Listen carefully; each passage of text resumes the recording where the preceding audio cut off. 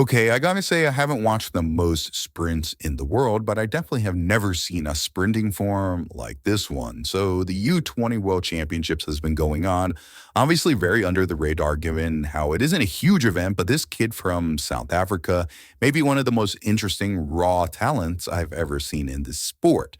The thing about Bayanda Walaza is not just how he won the 100-meter title for the World Juniors. That in itself shows he's one of the biggest sprinting prospects out there, but it's also how he absolutely has one of the craziest forms I've ever seen, and it's incredibly well, at least it seems, effective. Now, Walaza, being a smaller athlete, definitely needs a great start and drive phase, and I think he executes that pretty well, along with his South African countryman Nakona.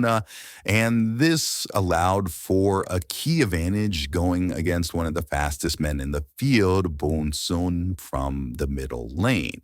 However, what happens next is something from almost science fiction, and I'm not really joking, as Walaza almost starts galloping with his arms swing unevenly, his head rocking, and it's crazy because you think there's got to be a ton of lateral energy he's expending with that form. Yet he still wins the race ahead of everybody else. Like the power he has to be generating here must be absolutely ridiculous, especially given how he doesn't have the biggest frame. It's almost as if he can't quite handle the amount of power he's producing, or at least not in the traditional sprinting sense. I mean, just seeing him against the other sprinters is one of the craziest things you'll see in high level sprinting, where everyone usually has great form and technique. We'll see what happens with Walaza and if he can continue to develop this form. But I gotta say, it has to be one of the most unique sprinting styles I've ever seen, and I doubt we ever see anything quite like this.